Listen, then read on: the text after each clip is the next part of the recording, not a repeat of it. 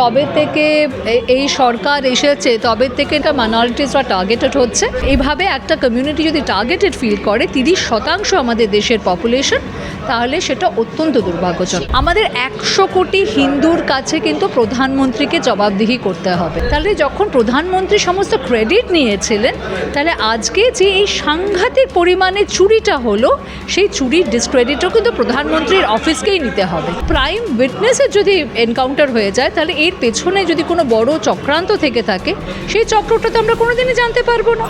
BJP বারংবার বলেছিল যে হিন্দুদের রক্ষা করবে, কিন্তু যে জায়গায় তারা রামের কথা বলে যায় সেই রামকেই রক্ষা করতে পারছে না, সেখান থেকে চুরি হয়ে যাচ্ছে।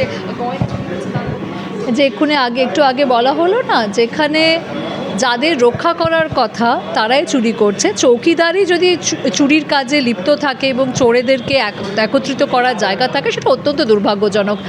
আমাদের 100 কোটি হিন্দুর কাছে কিন্তু প্রধানমন্ত্রীকে জবাবদিহি করতে হবে। প্রধানমন্ত্রী ট্রাস্টটা তৈরি করেছিলেন, প্রধানমন্ত্রী তখন বড় বড় পোস্টার পড়তো যে প্রধানমন্ত্রী শ্রীরামকে নিয়ে আসছেন।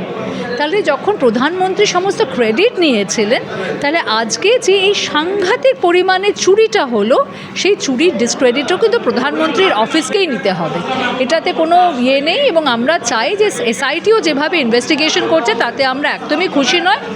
এবং আমরা চাই যেটা একটা স্বচ্ছ তদন্ত হোক এবং একটা কোনো হাইকোর্টের বা সুপ্রিম কোর্টের জাজের দ্বারা মনিটর্ড একটা তদন্ত হোক, যাতে আমরা সত্যটা জানতে পারি যে এক্স্যাক্টলি কারা কারা এতে লিপ্ত আছে।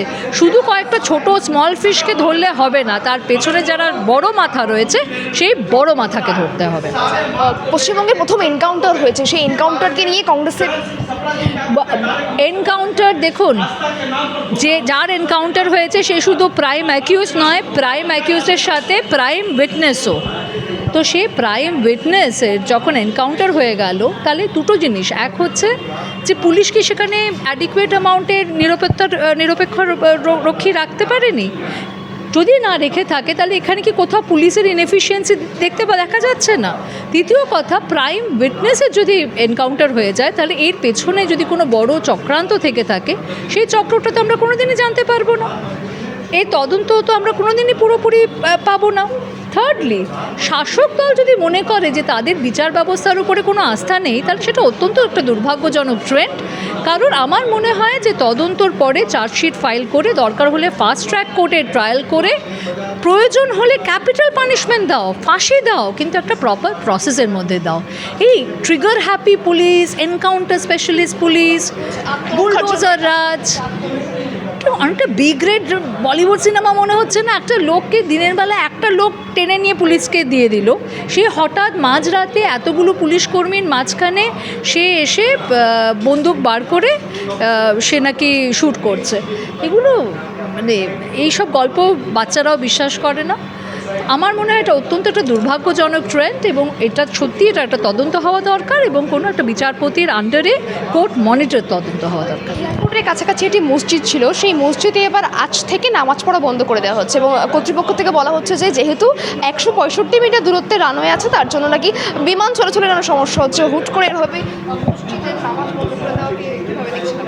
দেখুন, যবে থেকে এই সরকার এসেছে তবে থেকে নানান জায়গায়, সেটা মাদ্রাসা বন্ধ করার হুমকি হোক, অনেক জায়গায় মাইনরিটির বাজেট কাট ডাউন করার বিষয় হোক, অনেক জায়গায় মাইনরিটিসরা টার্গেটেড হচ্ছে। আমাদের দেশ কিন্তু একটা ধর্মনিরপেক্ষ দেশ। ধর্মনিরপেক্ষতার বেসিক ডেফিনেশন হচ্ছে that state has to be equidistant from all religious groups.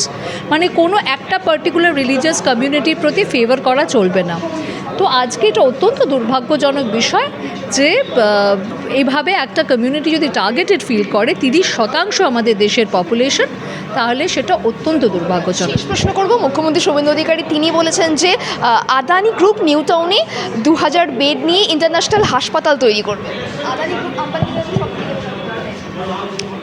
দেখুন, আদানি গ্রুপ যদি প্রপার প্রসেসে এসে এখানে বিনিয়োগ করতে চায়, শিল্প আনতে চায়, সেটার বিরুদ্ধে কারোর কিছু বলার থাকতে পারে না। আমরা প্রথম দিন থেকে বলে এসেছি level playing field to all business houses.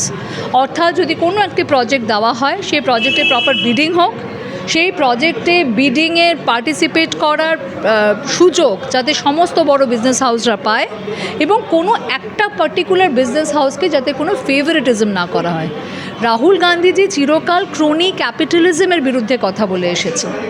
তো আমরা এখানেও একই কথা বলবো, ক্রোনি ক্যাপিটালিজমের বিরুদ্ধে কথা বলবো। সমস্ত বিজনেস হাউসকে আপনি দিন না লেভেল প্লেইং ফিল্ড, সবাই আসুক, সবাই পার্টিসিপেট করুক। আমরা তো চাই যেখানে আরও শিল্প আসুক, আরও বিনিয়োগ আসুক, আরও কর্মসংস্থান হোক।